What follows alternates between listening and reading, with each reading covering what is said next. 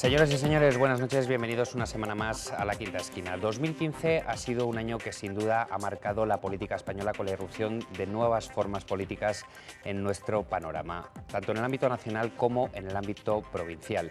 Una de ellas ha sido Podemos y aquí en Valladolid sí se puede. Esta semana nos acompaña su portavoz en el Ayuntamiento de Valladolid, Charo Chávez, a la que saludamos. Bienvenida, buenas noches. Hola, buenas noches. Vamos a hacer un balance de cómo está la situación a nivel de Valladolid capital, a nivel nacional también. Espero que podamos tener unos minutos para hablar, pero lo primero que le quiero preguntar, señora Chávez, después de 8 meses desde la toma de posesión del nuevo gobierno, ustedes se configuraron como un agente fundamental para que Óscar Puente pudiera acceder a la alcaldía. Pasados estos meses, ¿ustedes se ratifican en que votaron de forma adecuada o se han arrepentido en algún momento de la decisión que tomaron en junio? Bueno, en primer lugar, creo que es poco tiempo, 8 meses, es todavía un tiempo en el que ha habido que, acostumbrarse en primer lugar a que el propio funcionamiento del ayuntamiento y de los plenos ha tenido que configurarse para 5 grupos, también con alguna, digamos ahora somos 6, porque también saben lo que pasó en Ciudadanos, entonces, eso conlleva, desde el punto de vista logístico, ya bastantes inconvenientes, aprender en nuestro caso, además, lo que es la institución, cómo funciona y cambiar muchas cosas. ¿Arrepentirnos? No, francamente. Yo creo que era una expectativa de la ciudadanía, que así lo mostró en las urnas. Nosotros no hicimos más que ser responsables con eso y apostar por un cambio que era necesario, en este caso, en la ciudad. Y comentábamos antes, fuera de aquí del plató, que eso conlleva mayor trabajo, ¿no? Porque hay que ponerse de acuerdo, hay que dialogar mucho, hay que llegar a muchos acuerdos, porque en el caso del gobierno con Partido Socialista, Valladolid toma la palabra y nosotros que le damos nuestro apoyo, tenemos un programa y unos acuerdos de ese programa que cumplir y a veces tenemos diferencias de matices. Pero creo que hasta ahora es positivo porque sí que hemos tenido que ponernos de acuerdo, incluso en algunas ocasiones, claramente en los plenos también así lo hemos mostrado, no estamos de acuerdo, pero eso no ha impedido, no obstante, tomar decisiones en favor del pro común, que es al fin y al cabo lo que queríamos, ¿no? Hay sintonía, pero ¿les ponen algún pero, algún reproche al equipo de gobierno del PSOE y Valladolid toma la palabra? Reproches no. Peros, pues lógicamente sí, porque tenemos, como digo, matices diferentes, pero eso no impide que lleguemos a acuerdos y que estemos dispuestos a llegar a esos acuerdos puntuales. También es verdad que al inicio de un gobierno con 8 meses, pues prácticamente todo lo que hay que hacer es tan nuevo que es bastante fácil poder hablar de ello y poder, entre todos, dibujar como queremos que sea al final, ¿no? Vamos a repasar en estos próximos minutos la actualidad que concierne a Si se puede, al Ayuntamiento de Valladolid y también en más perspectivas, más ámbitos, junto con nuestros compañeros de mesa, José Luis del Corral, Beatriz Holandía, del Mundo de Castilla y León y de Radio. Bienvenidos, buenas noches. Buenas noches. Aquí tiene la portavoz de Si se puede Valladolid al Ayuntamiento para formularle preguntas. Bueno, usted ha hablado de matices. Ustedes forman parte de la Junta de Gobierno, pero no han entrado en el equipo de gobierno. Sin embargo, Pablo Iglesias no solo está dispuesto a entrar con el PSOE en el gobierno, no hay aquí una doble vara de medir. ¿Usted descartaría para toda la legislatura la posibilidad de entrar en el equipo de gobierno con PSOE y toma la palabra? Bueno, yo creo que en el momento en el que nosotros estábamos, cuando surgió la oportunidad en las municipales, nuestro discurso, y así siempre lo dijimos, es que, con el discurso que habíamos hecho en la campaña y anteriormente y las circunstancias por las que nos habíamos planteado presentarnos, nos causaba una cierta desconfianza, digamos, entre comillas, por la trayectoria del Partido Socialista en general, ¿no?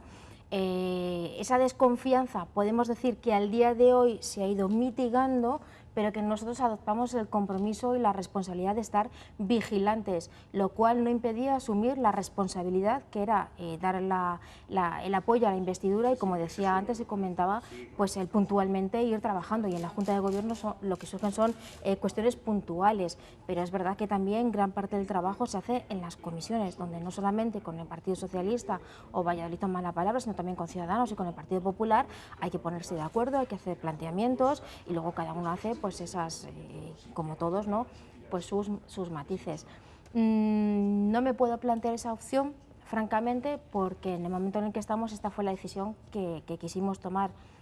Nos parecía que era la más apropiada y esa fue la decisión. Pero ¿Qué puede pasar dentro de 2 años? ¿No vive un poco en una cierta contradicción? Porque yo la veo a usted en Facebook y ustedes hablan de que son oposición y sin embargo está hablando exclusivamente de matices. ¿Son oposición o no lo son? Bueno, no somos una oposición como el Partido Popular, que está justamente en el polo contrario. Es verdad que antes de entrar a la investidura, Partido Socialista, le tomó la palabra, tuvimos diferentes reuniones donde acordamos en qué puntos del programa podíamos estar de acuerdo para poder dialogar y poder llegar. Eran más los encuentros que los desencuentros. Por tanto, estrictamente no somos esa oposición, pero le voy a decir una cosa, en la Diputación, en la Junta de Gobierno participan todos los partidos, por ejemplo, ¿no? Y tienen diferentes matices. Ciudadanos ha dado su apoyo también al Partido Popular en la Diputación y no está en pacto con ellos y tampoco nadie habla de oposición. La oposición se muestra puntualmente cuando no estás de acuerdo con determinadas cuestiones. Por ejemplo, el otro día, con respecto a volver a poner en marcha la ponencia de reglamento, nosotros estábamos a favor y el Partido Socialista en contra. En ese caso, claramente somos oposición. Somos una oposición constructiva porque es la responsabilidad que hemos asumido y yo preferiría también hablar en este sentido porque no tendría sentido decirlo de otra manera, pues los ciudadanos dirían, bueno, ¿y estos qué pasa? Dan el apoyo aquí en un lado, pero por otro lado están provocando una ingobernabilidad. Oiga, eso sería irresponsable, entiendo yo. Entonces es una situación un poco más compleja, pero perdone, yo todavía no le he oído nada a la pregunta inicial de en qué se oponen. ¿En qué se han opuesto? ¿Cuál es la oposición clara ahora mismo al equipo de gobierno? Bueno, digamos que oposición hemos mostrado en algunas, por ejemplo, en el tema de el señor alcalde participa en las procesiones, en los actos religiosos. Nosotros en alguna ocasión estamos a favor del Estado laico y no compartimos su visión de participar de manera oficial e institucional en las procesiones, que no quiere decir...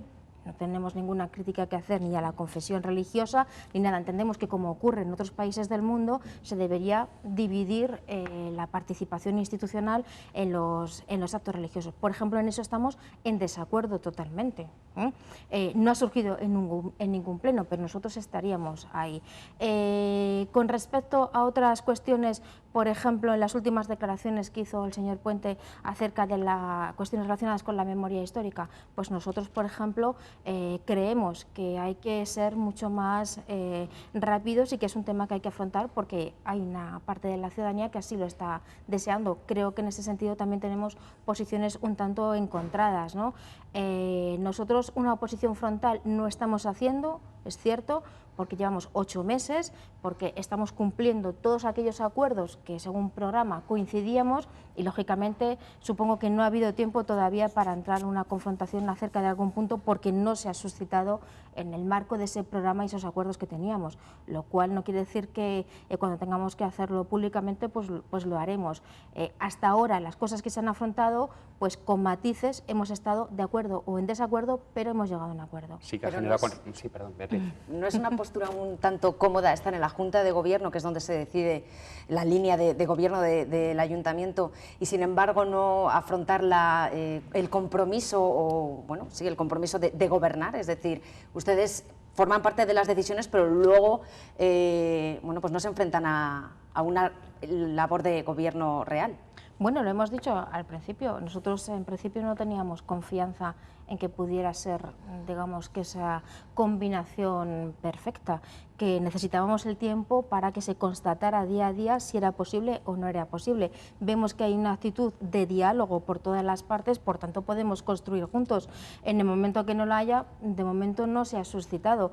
En las juntas de gobierno, aparte de decir cosas, duran bastante y aportamos nuestras opiniones. Hay cosas en las que a lo mejor no estamos tan de acuerdo y entonces tenemos que dialogar y ver en qué punto nos podemos encontrar las diferentes partes. Creo que, al fin y al cabo, el arte de persuadir es el arte de la política, ¿no? Hablaba de usted, entre otros asuntos que habían podido generar confrontación, la memoria histórica, esa participación del alcalde en actos religiosos y sobre los sueldos, que también ha generado confrontación. Yo no sé si en ese punto la situación está un poco más enquistada. Bueno, en ese punto, como saben todos ustedes, nosotros siempre hemos ido, desde el primer día, hemos dicho cuál era nuestra opinión, qué es lo que pensábamos. Nosotros pensamos que los sueldos de los políticos tienen que ser los 3 salarios mínimos interprofesionales. Esa es la reducción salarial que tenemos nosotros y nuestro compromiso, y no hemos llegado a un acuerdo. Pero mire, como decía antes, llevamos 8 meses, creo que teníamos entre manos una responsabilidad grande, que era la de un cambio en la ciudad y afrontar las cuestiones inmediatas, que es tomar decisiones sobre temas como los comedores, sobre otras cuestiones que formaban parte de ese acuerdo que teníamos entre manos, o como por ejemplo el tema de la pobreza energética o el crear una mesa de intermediación hipotecaria, que para nosotros eran prioridades. No sería tampoco que por un tema que afecta a los sueldos, que es verdad que no lo vamos a dejar ahí, porque nosotros en todas las comisiones hemos ido planteando cuál es nuestra opinión, y porque el año que viene será un tema que tendremos que afrontar también, pero el todo por el uno o el uno por el todo, yo creo que la ciudadanía está bastante cansada de políticos que se tiran los trastos y no llegan a construir, y nosotros creemos que no estando de acuerdo con sus posiciones, intentando luchar porque eso sea lo que se consigue, pero no podemos hipotecarlo todo a un único punto tan distante, ¿no? Porque es verdad que ninguno de los 3 partidos teníamos las mismas opiniones, bueno, ninguno de los 5, la verdad. Pero bueno, en el tema de los sueldos, yo creo que lo que ha variado es poco. Desgraciadamente. Usted no cobra hoy 3 veces el salario mínimo interprofesional, que es lo que planteaban, unas 1.900 y pico euros. Está cobrando, yo creo que bastante más. Y luego la pregunta que le quería hacer, si le parece legal y justo la última decisión salomónica con el informe del secretario para rebajar el sueldo o las indemnizaciones a determinadas personas, que más bien parece que hay una vendetta en el propio ayuntamiento. Bueno, en primer lugar, efectivamente yo estoy cobrando el sueldo que tiene el ayuntamiento, porque nosotros hacemos la reducción salarial. Hay una parte de ese sueldo que nosotros estamos donando a una entidad social y hay una parte que estamos donando al partido. Nosotros hemos luchado para que no fuera así, para que en el reglamento apareciera que ese fuera el sueldo para todos. En tanto que no es de esa manera, no podemos renunciar a ese sueldo, es decir, es lo que tenemos. Y la siguiente cuestión, que hay una vendetta con el tema de los sueldos, nosotros no lo hemos planteado como una vendetta desde el primer momento. Incluso cuando dimos nuestro apoyo a la investidura del señor alcalde, dijimos lo que pensábamos respecto a los sueldos, lo hemos dicho en todos los sitios, y eso es lo que a nosotros nos gustaría, porque entendemos que es el momento de que sea así. Quien ha ocasionado una vendetta precisamente son otros partidos que quizás no están de acuerdo con que es el momento de plantearse que por ética... ¿Y quién habla? Pues por ejemplo el Partido Popular, incluso de Ciudadanos, que hacen un discurso fuera y luego hacen otro dentro. Nosotros siempre hemos hablado de un político, un sueldo, pero parece que eso no es el acuerdo que a todo el mundo le gusta. No es una vendetta plantearse que cuando uno presta un servicio como cargo político en una institución y derivado de ese cargo presta servicios en otra institución, que tengas que tener 2 sueldos. Pues nos parece que está fuera de lugar en la coyuntura actual y con la ciudadanía que tenemos sufriendo esta crisis económica. ¿Y le parece correcto, legal, justo que se haya reducido o que se haya planteado esa reducción a algunos concejales? Sí, y de hecho en nuestro grupo hay un concejal que se ve afectada por ella y él votó a favor de esa reducción, porque repetimos, nosotros siempre nos hemos planteado que en este momento es lo que teníamos que hacer. ¿La Comisión de Reglamentos se va a volver a convocar? Porque creo que los únicos que están en contra es el Partido Socialista. Efectivamente, pues el acuerdo de pleno, que se tiene que respetar porque es así, todos menos el Partido Socialista estábamos porque se volviera a convocar esa comisión, esa ponencia de reglamento. Entendemos que es importante que se reforme el reglamento. Ahora bien, también tengo que decirlo y quiero decirlo públicamente, se tiene que restablecer, pero también hay que cambiar algunas actitudes, porque el Partido Popular, que ha sido quien ha llevado a cabo esta moción y demás, con la que estamos de acuerdo, no ha sido muy ejemplar tampoco en sus actuaciones en la misma ponencia. Entonces, el espíritu de la misma al inicio de la legislatura era el consenso, y el consenso exige diálogo y exige trabajo y esfuerzo. Entonces, en este sentido, y respeto también, ¿no? Entonces, yo creo que tenemos que hacer un gran esfuerzo todos los grupos para poder trabajar esa modificación del reglamento, y también yo creo que es responsabilidad de todos intentar que el Partido Socialista vuelva a sentarse en esta mesa, porque digo, el espíritu inicial era el del consenso, y sin el Partido Socialista pues ese consenso estaría roto, y yo la verdad es que creo que no hay que renunciar a ello, porque sería muy bueno poder tener un reglamento nuevo en esta legislatura. Bueno, son mayoría, ¿no? El resto de los grupos frente al No, PSOE... no son mayoría, pero como decía... No, son mayoría, toma la palabra Ciudadanos, Sí, Podemos, podríamos hacerlo, pero PP. efectivamente el espíritu de... ¿No les apetece visualizar un frente común, por así decirlo, en el tema ese Es que no es, contra una el PSOE? no es una cuestión de visualizar, es una cuestión de ese consenso. El consenso es la esencia de la democracia, y no tendría sentido, cuando además lo hemos adquirido como premisa en el primer pleno, que fuera de otra manera. Es de ahí de donde surge también el conflicto. O sea, si en una democracia un reglamento orgánico, que es como la constitución de un ayuntamiento, o sea, digamos que el máximo documento que puede regir a la ciudad, no vamos a ser capaces de llegar a ese consenso, pues yo creo que quedaría entredicho no solamente lo que puede hacer el gobierno, sino el resto de partidos por la construcción de esta nueva ciudad, ¿no? O este nuevo planteamiento. Entonces, por eso digo, en el primer plano, en el mes de julio, cuando se habló de esta ponencia, la premisa fue el consenso. Creo que tenemos que trabajar por restablecer ese consenso. Entonces, es verdad que estamos por ello, y nosotros, por nuestra parte, pues también queremos hablar con el Partido Socialista y con todas las partes para que podamos seguir manteniéndonos en la misma dinámica de trabajo y respeto y consenso que habíamos tenido, porque francamente el trabajo que entre todos y todas habíamos conseguido hacer es, yo creo que muy bueno y muy bonito. Yo personalmente, y así lo he dicho también en un pleno, estaba muy orgullosa de que fuéramos capaces de ponernos de acuerdo en medidas de transparencia, de más democracia, más participación. Yo creo que eso era un hito importante al que no tenemos que renunciar. Algunos de los invitados a este programa, esencialmente de la oposición, cuando se han sentado aquí, han criticado que en el Ayuntamiento de Valladolid existe un alcalde real y un alcalde en la sombra, refiriéndose a la figura de Manuel Sarabia. ¿Qué opinión le merece este comentario? Bueno, pues a mí me parece que es un comentario pues malintencionado, porque lo realmente que se puede decir es que existe un alcalde, como todos sabemos, y yo creo que en los plenos se le ve que cuando quiere pues tiene personalidad, entidad propia, y vemos a un teniente alcalde, que es el señor Manolo Sarabia, que pues es una persona que hace muchísimo trabajo, es muy trabajador, y es una persona que en los temas que a él le competen pues tiene muchísimo, como decía antes, en la Junta de Gobierno, que es donde se ve el trabajo, ¿no? Pues todas las partes contribuimos a construir, ¿no? Y hay veces pues en las que unos ganan más, otros ganan menos, pero porque siempre uno está dispuesto a ceder para llegar a ese consenso. Dice, cuando el señor Puente quiere, tiene personalidad propia. Sí, no digo que sí, como todos, ¿no? Cuando queremos tenemos personalidad propia. Yo no creo que Sarabia sea el alcalde en la sombra y que Óscar Puente sea, francamente, no es mi impresión. Yo creo que los dos tienen personalidad propia, y que sí, que cuando pues uno cree que tiene que defender algo e ir hasta el final lo hace sin ningún problema, y no que uno está a la deriva del otro. No tengo esa sensación, de verdad. Nos hemos cansado de escuchar a Óscar Puente dar consejos a Pedro Sánchez para que pactara o no pactara, para que se fijara de hecho en el modelo de Valladolid.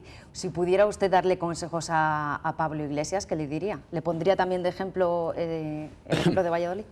Bueno, yo creo que Pablo Iglesias es muy inteligente, que tiene una estrategia, está claro, eso no creo que a nadie le ha quedado ninguna duda. Quizás no tan claro como a otros, pero él desde el principio lo ha tenido muy claro, y en Podemos ha tenido muy claro que la vocación era la de ganar y por supuesto la de gobernar. Por tanto, por eso se hace todo lo posible por lo mismo. El ejemplo de Valladolid yo creo que es un ejemplo muy concreto, como el que ha surgido en otros municipios, no es el primero, como en otras comunidades autónomas. Son ejemplos puntuales, adaptados a un contexto local o regional, en todo caso, que son también muy puntuales, ¿no? Entonces, pero hay otra cuestión que subyace también a lo que pueda pasar a nivel estatal, y es una cuestión de números. En el Ayuntamiento de Valladolid, 8 concejales o 9 son del partido, 8 del Partido Socialista, 4 de Valladolid Toma la Palabra y 3 de Si se puede. No es la misma proporción que a nivel estatal. Por tanto, también hay una cuestión de números importante a la hora de decidir hacer gobiernos o de plantear algunas circunstancias, ¿no? Pero ¿cree que se lo está poniendo fácil Aparentemente no, líneas rojas, en fin. Bueno, es que yo creo que uno tiene que poner sobre la mesa aquellas cosas que son importantes. En el caso de Podemos, lo que está planteando es que hay que decantarse sobre todo por una cuestión social. Ahí la primera propuesta que se ha hecho es la Ley 25. O sea, creo que eso debe, si uno no está dispuesto a emprender un rescate ciudadano, que creo que es lo que todo el mundo está esperando, pues lógicamente eso puede ser una línea roja. El resto, creo que también hay que tener en cuenta que uno cuando va a una mesa de negociación tiene que estar dispuesto a negociar. Y creo que estamos en ese momento. Pero yo creo que el señor Pablo Iglesias tiene una estrategia, claro que sí, como no podía ser de otra manera. Aritméticamente, como decía usted, que no era posible un gobierno entre PSOE y Podemos sin el apoyo de otras formaciones. ¿Cómo vería usted que pudiera incluirse una posible abstención, por ejemplo, de Ciudadanos? Bueno, la verdad es que yo creo que de lo que se trata fundamentalmente, como decía antes, por responsabilidad, es que haya un gobierno. Estamos en una situación en la que parece que puede haber otra crisis económica a nivel mundial. Creo que es razón suficiente como para tomárselo en serio, y España no puede estar por más sin un gobierno. Yo creo que habrá que hacer todo lo posible para que salga adelante un gobierno que piense prioritariamente en la gente, y en ese sentido pues creo que la ciudadanía se ha expresado. Aunque hubiera unas elecciones nuevas, creo que el tablero quedaría más o menos similar, unos más arriba, unos más abajo, pero mostrando una pluralidad y una diversidad que es la que la sociedad quiere aceptar y sobre la que quiere trabajar, ¿no? Si una abstención de Ciudadanos va a hacer que el Partido Socialista y Podemos, o Podemos y Partido Socialista puedan gobernar, pues bueno, puede ser una situación, pero lo más importante me parece es cuál es la intención de ese gobierno, que tiene que ser que poner a la gente en el centro y poder afrontar primero la crisis que tenemos y segundo la eventual crisis que parece ser que puede estar en ciernes también, ¿no? Y que lógicamente pues dificultaría tomar decisiones importantes, y digo, hay una emergencia social muy grande que es la que hay que afrontar, y parece que eso no todos la tienen muy clara. Se lo preguntaba porque el propio Pablo Iglesias no quiere ver ni en pintura a Ciudadanos, dice que es la creo... nueva derecha y no contempla ningún tipo de acuerdo, incluso abstención en un hipotético gobierno de izquierdas. Yo creo que no tenemos mucho que ver Podemos y Ciudadanos, francamente, entonces sería complicado visualizar eso. Pero digo, con respecto a qué puede pasar, yo creo que está un poco complicado, ¿no? No está tan fácil, y sobre todo creo que teniendo en cuenta que la prioridad es hacerse gobierno pues para la gente, yo francamente no lo veo con una opción de Ciudadanos, pero repito, creo que todavía queda mucho de lo que hablar y ya veremos hasta dónde llegamos. Habla de las medidas sociales, pero la verdad es que una de las primeras cosas, de las primeras líneas rojas que puso Pablo Iglesias encima de la mesa fue el derecho a decidir en Cataluña, el referéndum. Tampoco casa mucho con esa preocupación por la sociedad, o sí, no sé. Bueno, yo creo que, vamos a ver, no creo que haya sido la primera medida, aunque haya sido una de las que se ha dado más cobertura. En el momento que uno presenta o propone la Ley 25, que es una ley social, donde se recoge el derecho a la sanidad, el derecho a una vivienda, creo que esa es la primera línea roja de Podemos. Gran parte del conflicto que tiene España también es un conflicto que tiene que ver con esa capacidad de decisión o no de Cataluña. Pues es algo que hay que considerar, pero creo que no ha sido la ley, no ha sido el punto más estrella. Creo que el punto más estrella ha sido precisamente todo lo que tenía que ver con este rescate ciudadano. Lo que pasa que luego también es verdad que parece que tiene mucha más importancia eso que cualquier otra propuesta, ¿no? Hay muchas más propuestas, hay un programa entero de 300 y pico propuestas de Podemos, que todas ellas podrían ser consideradas líneas rojas, también dependiendo de hacia dónde queramos llevar los discursos y por dónde queramos atacar las diferentes líneas de flotación, ¿no? Pero no me negará que Pablo Iglesias se parecía un poco a la casta a la que critica cuando lo primero que lanza es que quiere ser vicepresidente del gobierno, de ese gobierno con Pedro Sánchez? Da la sensación de que lo que ponía en primer nivel era precisamente tener ese cargo. Bueno, yo creo que cuando uno se presenta a unas elecciones y hace la trayectoria que ha hecho Podemos, no puede por menos que plantearse gobernar. Cuando se pone sobre la mesa una cuestión de pactos o posibles pactos y alianzas, lógicamente hablábamos antes que es una cuestión de aritmética, y si hablamos de aritmética, creo que Podemos estaba en su derecho de plantear ser vicepresidente. Por supuesto, no hemos salido a perder o a quedarnos en la retaguardia, hemos salido a defender nuestras propuestas, y Pablo Iglesias sí lo ha dejado claro: no se puede pretender cambiar las cosas y no posiblemente asumir en este caso concreto esa responsabilidad, porque digo, desde el punto de vista aritmético tiene por qué hacerlo, y además cuando uno tiene la vocación de ganar también está en su derecho de plantear cuantas cuestiones considere para poder negociar, ¿no? Creo que forma parte también de esas bases de la negociación. Por tanto, yo creo que tampoco hay que rasgarse las vestiduras porque Pablo Iglesias dijera que quiere ser vicepresidente. Y además, si estamos atentos, Pablo Iglesias, cuando ha hablado de la casta, ha hablado de la casta refiriéndose sobre todo a aquellos que han utilizado sus puestos en la política y su poder en la política para luego, por la puerta de atrás o la puerta de adelante, según se mire, pasar a los consejos de administración, utilizando lógicamente parte de los contactos y de la información que puede haber adquirido en sus años de gobiernos. Esa es la casta, y yo creo que Pablo Iglesias lo ha explicado muchísimas veces en muchísimos vídeos. Lo que pasa es que lógicamente cuando no es mediático atender a la especificación de lo que es casta o no.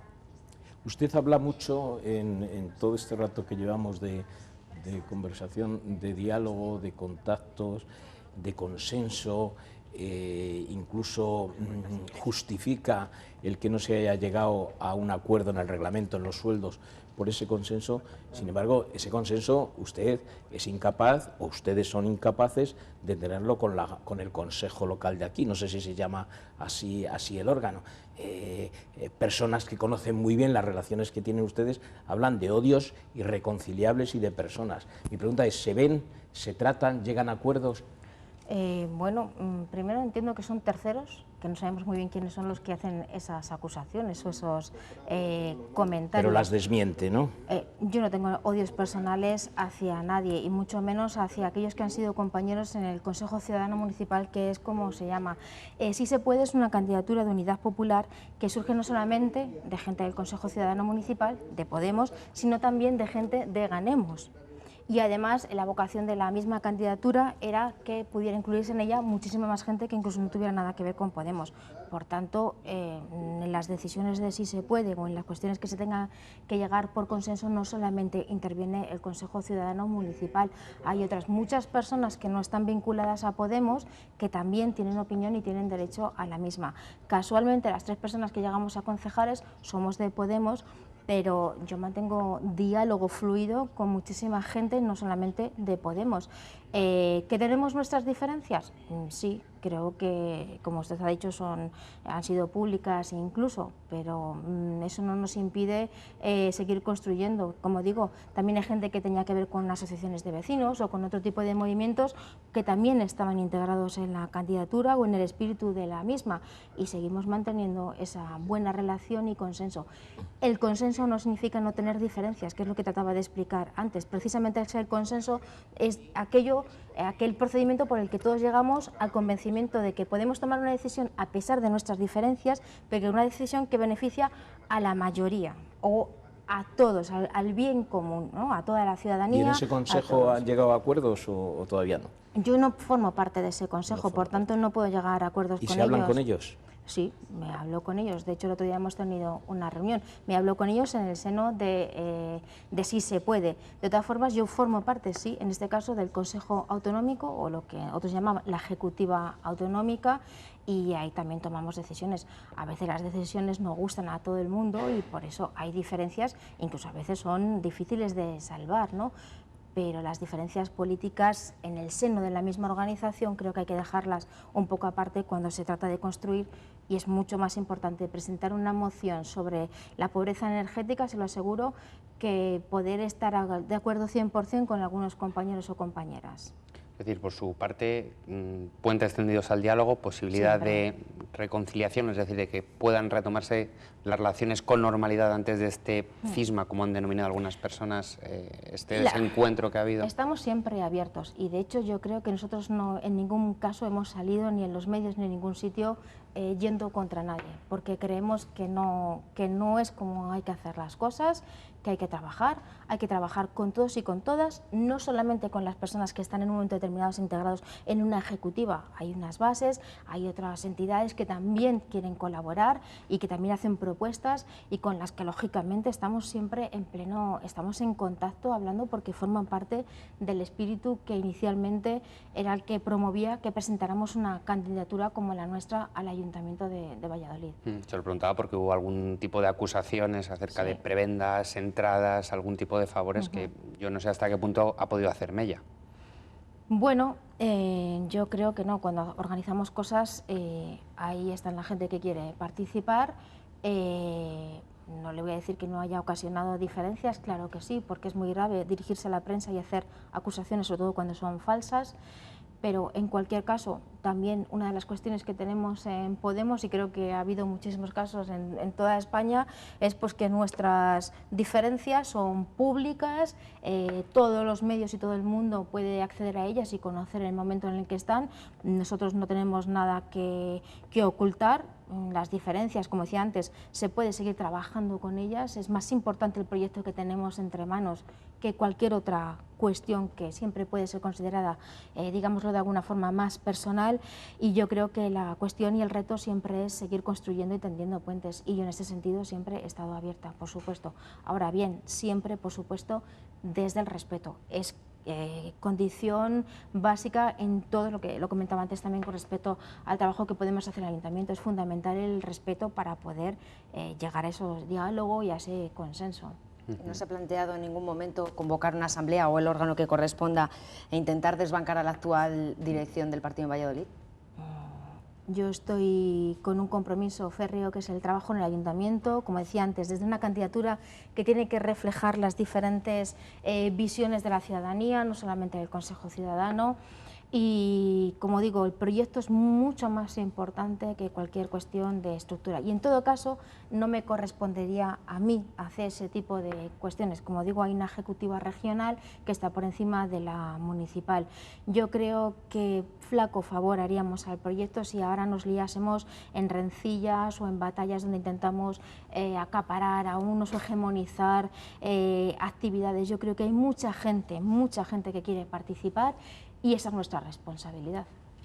¿Y no le da la impresión de que Valladolid Toma la Palabra le está comiendo el terreno a Podemos, así se puede, de alguna manera asumiendo una mayor participación de la gente, consultando más con las bases, haciendo asambleas en las calles, mientras que ustedes, que de alguna manera eran un poco la extensión de aquel 15M que trajo cierto aire fresco a este país, ustedes prácticamente están aquí en Valladolid, a diferencia de otros sitios, en un papel casi más secundario con respecto a Toma la Palabra o Izquierda Unida?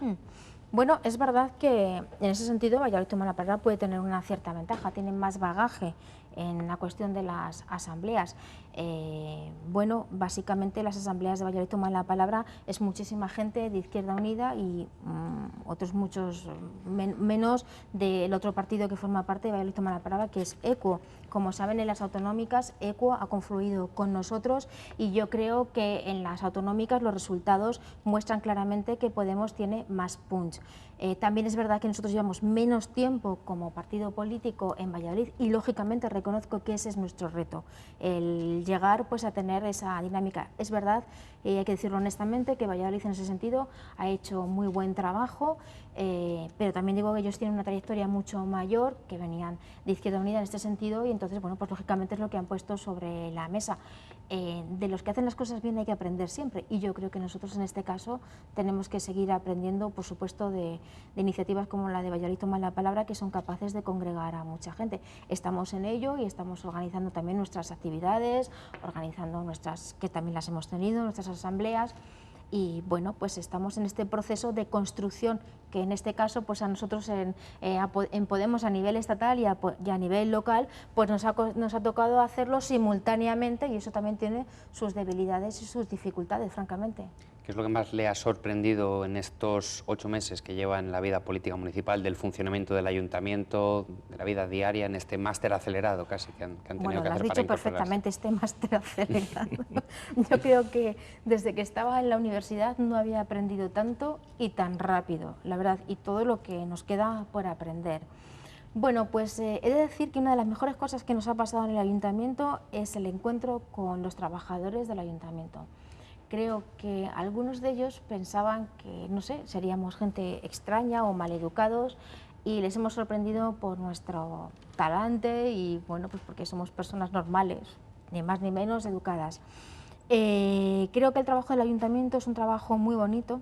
La verdad es de reconocer que me gusta, porque parece que aquellas cosas que uno hace inmediatamente tienen repercusión, y eso es muy gratificante. Y yo creo que es de lo que más a gusto y con lo que más a gusto me encuentro, ¿no?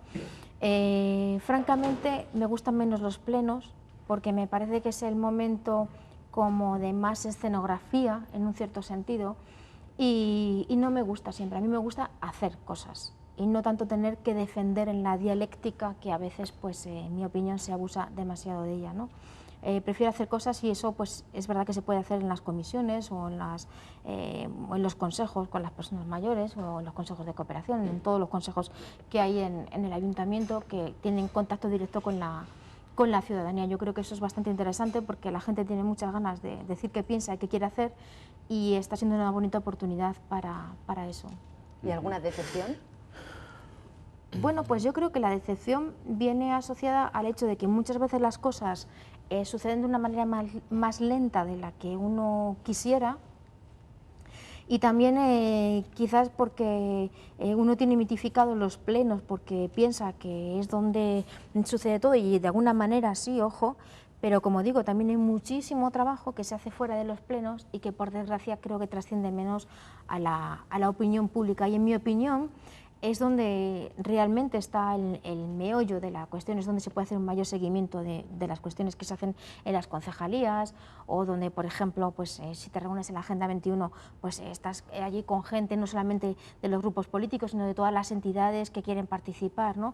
Y ahí, francamente, es donde se aprende muchísimo, y yo creo que es un buen procedimiento para gobernar, no desde un grupo pequeño, sino con todos y con todas, y sí que hay una gran parte de las cosas que se pueden decidir en esas comisiones. Entonces me decepciona un poco el pleno, porque solo es una vez al mes y parece que ahí sucede todo, pero no sucede, y trasciende muy poco lo que se hace fuera y trasciende más lo que se hace en el pleno. ¿Y algo para que los plenos sean más cortitos? No se podría hacer.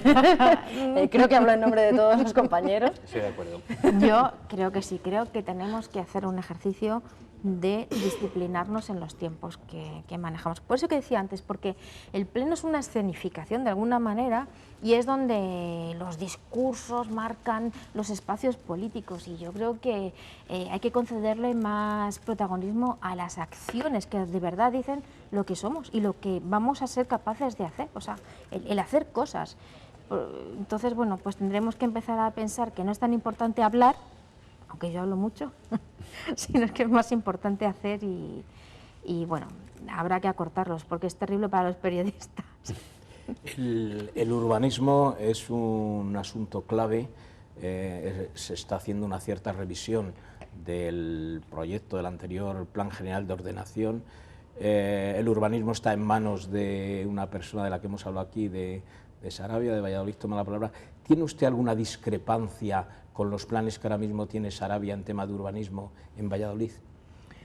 Bueno, yo creo que desde urbanismo se está intentando hacer un buen trabajo, en primer lugar con el Plan General de Ordenación Urbanística, que está ahí en discusión, en el que ahora, como saben, todos los sábados, o bueno, al menos unos sábados, se ha abierto un espacio para, bueno, que ya se había hecho anteriormente, para poder hacer aportaciones. Eso me parece que sí es una novedad, y es la oportunidad para que todos podamos decir cosas.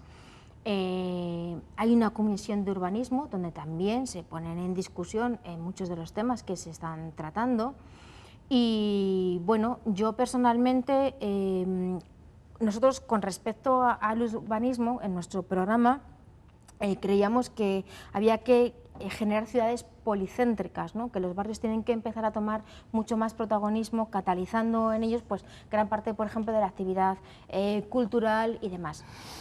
Como digo, llevamos 8 meses para poner en marcha lo que pueda ser una idea de ciudad. No es tan fácil, menos con los pocos recursos que hay, y sobre todo con algunos problemas graves como ha habido que afrontar, por ejemplo, como el soterramiento del tren, que nosotros desde el principio dijimos que en todo caso habría que plantearlo como consulta a la ciudadanía en el primer pleno que se suscitó esta cuestión. Nosotros hemos, por supuesto, asumido que la ciudadanía quiere un soterramiento y hay que trabajar por él, pero es verdad que tal y como está planteado, en nuestra opinión, pues es un proyecto que hay que revisar. Primero, por una cuestión de financiación, porque por mucho que uno quiera desear algo, no puede prometer cosas si no tienes una financiación, y yo creo que de eso ya hemos aprendido mucho en los últimos años en España y también en esta ciudad. Cuando dice que han asumido, ¿es porque han cambiado de posición?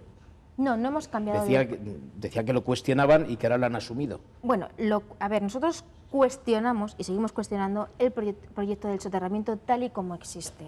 Sí que es verdad que hemos asumido que la ciudadanía puede querer ese soterramiento y entonces por eso planteábamos la consulta. Si la ciudadanía quiere que sea, pues nosotros no nos queda más remedio que asumir, pero en cualquier caso creo que es un proyecto que hay que revisarlo, tal y como estaba concebido, o sea, en el proyecto inicial de Rogers. Creemos que es un proyecto que ahora mismo está fuera de lugar, por mucho que tengamos esa expectativa. Pero ojo, repito, si la ciudadanía es lo que quiere, hay que asumirlo y habrá que trabajar porque sea algo posible y real, que no pasen otros 11, 12 o 14 años en los que estemos esperando a que suceda algo con esa vía del tren. ¿Y usted asume el documento que hoy se nos ha enviado a todo el mundo de refinanciación de toda esa deuda originada por el soterramiento? Bueno, pues he de decirle que no me ha dado tiempo a leer ese documento porque creo que lo reciben ustedes un poquito más rápido que nosotros. Nosotros desde el primer momento planteamos que creíamos que efectivamente había que considerar las posibilidades de refinanciación o de estructuración de la deuda, porque en las condiciones en las que se nos había planteado eso era imposible. Repito, no conozco el documento, lamento decírselo así honestamente, lo digo, no he tenido tiempo de leerlo, pero desde luego creemos que sí que hay que plantearse esa deuda de otra manera.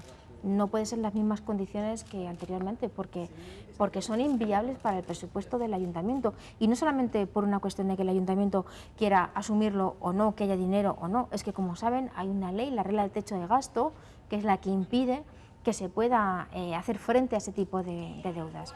Por tanto, de la misma manera que desde Podemos hemos estado pidiendo que hay que reconsiderar la reestructuración de la deuda familiar, la reestructuración a nivel estatal, también hay que hacerlo en las entidades locales.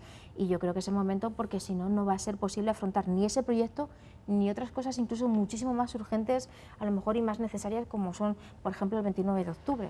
Por ejemplo. Pues cuestiones que sin duda serán clave en este 2016 y que estaremos muy pendientes de cómo evolucionen. Charo Chávez, portavoz de Sí se puede en el Ayuntamiento de Valladolid, gracias por habernos acompañado esta semana en La Quinta Esquina. Muchas gracias por invitarme. José Luis, Beatriz, gracias también, compañeros, por haber estado con nosotros esta semana en el programa. Gracias. Señoras y señores, hemos llegado al final de este espacio. Gracias a ustedes también por acompañarnos y les emplazamos a dentro de 7 días. Que tengan buena semana.